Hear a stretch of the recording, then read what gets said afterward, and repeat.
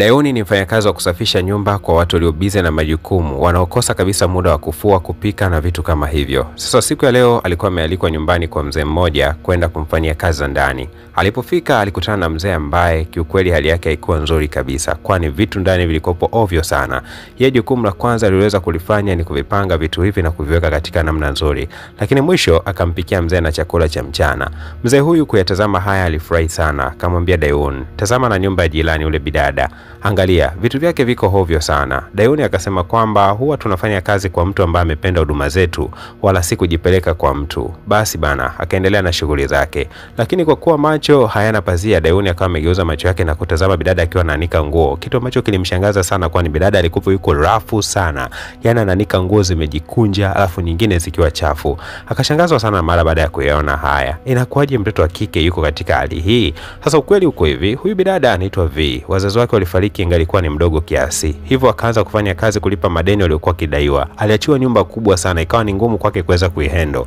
Na wakati mwingi anawahi katika ofisi yake kuhakikisha kwamba anafanya kazi zake ili kumudu gharama zote za maisha na kulipa madeni aliyokuwa anadaiwa na mzazi wake. Anapoelekea ofisini ubeba mabegi makubwa sana ya taka, lakini huo hakuwa muda sahihi wa kwenda kutupa taka. Na kutupa mida hii basi inakuwa ni uvunjifu wa sheria. Wakati anaendelea kutupa, kumbe Dayuni alikuwa yuko nyuma yake. Basi akainamisha kichwa kwa kuomba msamaha kuwa ametupa taka katika muda uliokuwa si sahihi, lakini Dayuni akawa ameondoka. Wakati anaondoka alikuwa ameshika gazeti dogo ambalo lilikuwa likitangaza huduma zake. Bibi akajua kwa Isa Mwamba alikuwa anajitangaza kwamba yeye ni mfanya usafi ili aweze kuajiliwa, lakini akasema kimoyomoyo, "Sikuajili ngo." Akiwa anaelekea kazini, kabla ya kupanda basi aliona gari ya bosi wake ikiwa inaelekea kazini. Akajua tu kwamba amechelewa hapo kisanga bana. Akakimbia kwa mguu mpaka ofisini. Alipofika tu kuna vijana wawili wakawa wamempatia mabegi yao na kumwambia kuwa katika mabenchi yetu kwani tulikuwa busy usiku mzima. Lakini na mwenyewe akawa na noma bana. Akampatia mtu atakataka. Yule mtu akawa amebeba mabegi yao. Amefika ofisini, watu wanamshangaa. "Mabegi yetu yako wapi?" Akamwambia sijui. Yule mtu ataka akachukua ile mabegi akaenda kuwapatia akiwa na uchafu. Basi bana, hii ni hali ya masiala ambayo inakuwepo katika maeneo haya ofisi anafanyia V. Anaishi nao kwa upendo sana wafanyakazi wenzake. Bosi wake akawa ameingia na moja kwa moja akatoa tangazo na kusema kwamba anatakiwa kuandaa tangazo zuri kwa ajili ya wateja wapya. Lakini akapewa kazi nyingine ya kuwapigia wateja wao waliokuja siku ya jana wote simu. Lakini kabla hajamaliza hata kupiga simu, akaja huyu kiongozi na kumwambia kuwa anatakiwa kuagizia wafanyakazi wote vyakula haraka sana viwe vimefika hapo ofisini. Si mara ya kwanza bibi V kuagizia wafanyakazi wenzake vyakula. Hivyo ana diary yake ya siri ambayo ameandika kila chakula kinachopendwa na kila mfanyakazi. Hivyo akafanya kuagizia haraka sana, lakini yeye akaagiza tango tu. Anabana bajeti kwani ana madeni ya kulipa kwa ajili ya wazazi wake. Kando kidogo aliweza kushuhudia mkurugenzi mkuu msaidizi akiwa ametembelea ofisini. Mara nyingi anasafiri sana kisafari za kibiashara. Alikuwa amefika na kuleta wazo kubwa sana la kibiashara, na hapa akahitaji mtu ambaye anaweza akaongezea mawazo. Bidada akawa ni mmoja kati ya watu walioweza kutoa mawazo mazuri sana. Huyu mkurugenzi msaidizi akafurahi sana kuyasikia mawazo hayo na kumwambia kuwa usije ukaniangusha katika mawazo hayo. Basi bidada akasema kuwa nashukuru kwanza kwa kuniamini na kuhakikishia kwamba nitasimamia huu mradi vizuri kabisa na haya mawazo niliyoyatoa tutayatendea kazi. Ikawa ni shavu kubwa sana kwa bibi V kulipata mara baada ya mkurugenzi msaidizi kutembelea kampuni hii siku ya leo. Kidogo siku ya leo anafuraha mara baada ya kupata taarifa nzuri kutoka kazini, kwani amepewa mradi wa kuweza kusimamia. Kitu ambacho kikakatishwa zaidi ni ile message iliyokuwa imeingia katika simu yake, simu kutokea bank. Wakiwa wanamkumbusha kumwambia kwamba anatakiwa kulipa madeni ya familia yaliyokuwa amekopa na wazazi wake. Kitu ambacho kikamuumiza sana na kumharibia kabisa mudi yake. Lakini wakati huo akampigia simu rafiki yake na kuanza kumueleza uhalisia wa mambo. Rafiki yake akamshauri kwa kumwambia kwamba una nyumba kubwa sana, kwa nini usiuze na pesa zinazobakia ukapange nyumba nyingine ukalipe madeni, kuliko unavyoendelea kuishi katika hali ya mateso, iko siku utakufa kwa pressure. Akaendelea kuongea na simu huku anawaza sana, yani upepo unapiga ni mkali. Kumbe bana, eneo lile alikuwa ametupa takataka, alikuwepo mtu ameandamwa na matakataka kibao na kuna upepo mkali sana unazunguka. Pasipo kujua kwamba huyu ni nani alikuwa ameandamwa na zile takataka, kumbe alikuwa ni mkurugenzi wake katika kampuni. Ndio alikuwa amezingirwa na zile takataka, amepata shida sana, kuna kimbunga kikali kilikuwa kimemzingira. Atafanya nini kuweza kumsaidia? Na hajamtambua bado sura yake kujua kwamba huyu ni mkurugenzi wake. Ile kushtuka tu, kumbe alikuwa yuko ndotoni. Bwana, akasikia hodi mlangoni. Kwenda kufungua kautana ule mzee jirani yake. Mzee analalamika vibaya mno, matakataka yamekuja mpaka nyumbani kwake. Anamwambia kwa jana ulitupa muda ambao gari ya taka ilikuwa imeshapita. Kwa hiyo sasa ulitupa muda mbaya, takataka zote zimetapaka majumbani kwetu.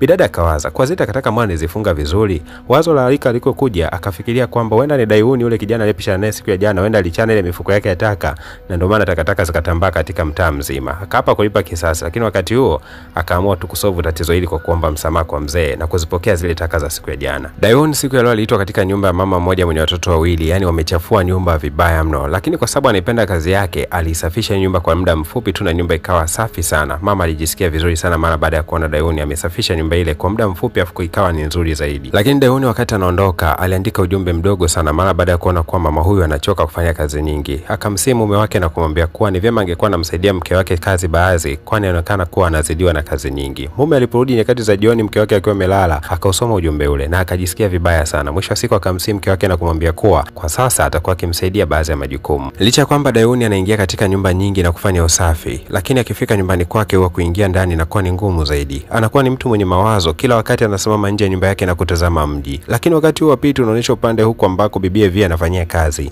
Leo alifanya kazi mpaka usiku. Akapokea ujumbe kutoka kwa mkurugenzi msaidizi akisema kuwa wazo lake la biashara limekubaliwa na wateja. Hivyo amefurahi sana kiongozi wao. Walifurahi sana kama ofisi. Mipango iliyofuatia ni kutoka nje na kwenda kusherekea. Wakamsahau kabisa bibi V, kwani yeye ndo aliweza kutoa wazo lakini hawakumhusisha kabisa katika mipango ya kwenda kusherekea kutokana na kubaliwa kwa wazo lile.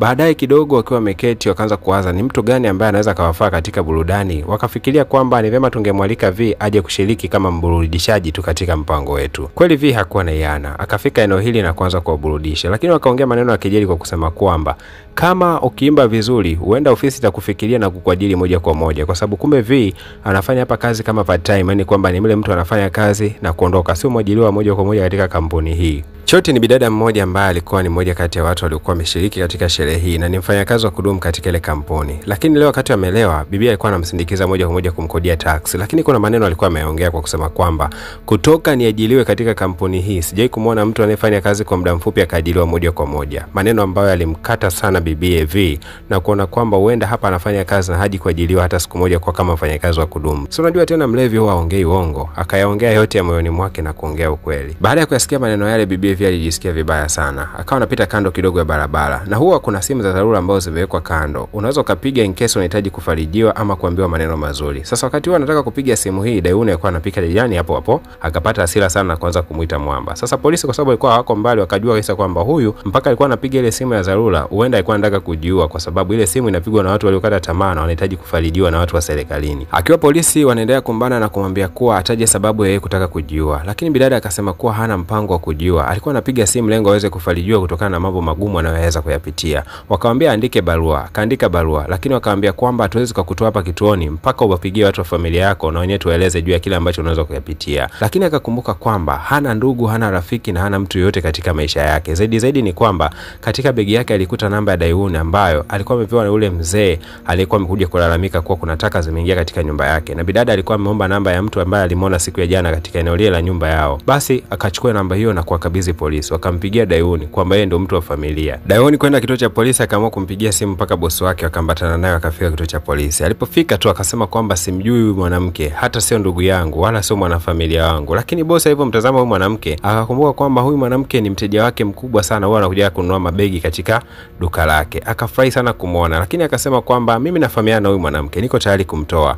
Akawa amemtoa pale polisi. Lakini wakati wako kwenye gari akaanza kushangaa sana, ni kwa nini umeitwa polisi? Akasema kuwa nimempigia huyo mtu ili aweze kufika hapa ni kwa sababu huyu mtu amekuwa kunifanyia kosa kubwa sana. Kuna kipindi alikujaga nyumbani akamwaga matakataka mengi sana mtaani kwetu, alisambaza ovyo ovyo. Bosi akabaki anashangaa, yani Dayuni akafanya jambo hilo? Dayuni mwenyewe anashangaa, mimi nilisambaza matakataka tokea lini? Ndio alifanya hivyo ili aweze kunishawishi niweze kumwajiri kufanya usafi katika nyumba yangu na mimi nikakataa. Kwa sababu Dayuni alikuwa akiendesha gari hiyo, akamshusha bidada na moja kwa moja akaendelea na safari zake. Vim badala ya kuuza nyumba yake akaamua kuipangisha. Akaandaa wapangaji wengi sana. Usiku huo wakaja kuitazama. Lakini walipokuja kuitazama waligundua kwamba ni nyumba kubwa sana, wakaipenda. Ila walichokuwa wamekasirika nacho ni kwamba bibi hakuwa ni msafi kabisa. Wakamponda kwa kusema kwamba vitu vyake ni vichafu. Wakati huo wanaendelea kumponda, mwamba Dayuni alikuwa jirani katika ile nyumba ya mzee akimwandalia chakula akiwa ameketi na yule bosi wake. Wakawa wanasikiliza tu kitu chote ambacho kilikuwa kinaendelea pale nyumbani. Wakajisikia vibaya sana kuyasikia hayo, lakini walikuwa hawana namna yoyote, kwani siku zote wajipendekezi kumfanyia mtu usafi kama hajawaita yeye mwenyewe. Nyakati hizo za usiku, mwamba alipokea simu kutokea kwa bibi mmoja anafahamika kama Seng. Bibi analalamika sana na kumwambia Jeuna awai nyakati hizo za usiku aende kumfanyia usafi. Mwamba akaomba ruhusa haraka sana kwa bosi zake na kukimbia kwenda kumfanyia usafi bibi.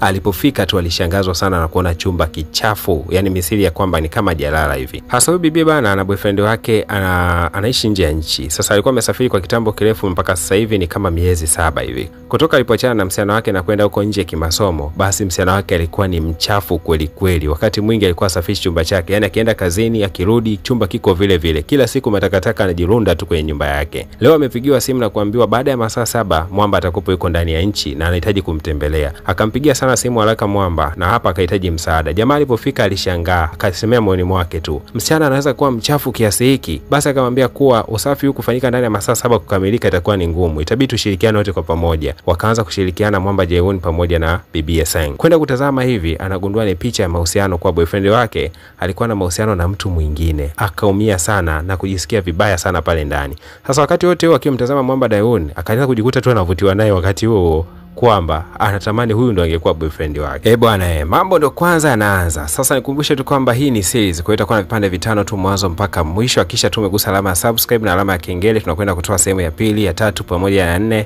na mwisho wa siku tunamalizia ya 5. Zote zinatoka kwa mpangilio kabisa. Gusa alama ya subscribe na alama ya kengele kupata kazi hii ikiwa imetafsiriwa vyema kabisa. Lakini nakumbusha tu kwamba unaweza kujiunga ndani ya group letu la WhatsApp kwa kugusa linki ambayo nimeweka katika ukurasa wa comment. Imeandika jiunge bure katika group letu hapa, kisha nimeweka linki pale. Utakapoigusa moja kwa moja utaingia katika group letu la WhatsApp ili kuweza kujua ni lini tamthilia hizi zinatoka ama muda gani zinatoka, ili uweze kufurahia uhondo sawa sawa na washabiki wengine ambao wako ndani ya group. Asante sana, tukutane katika episode ya pili hii hapa.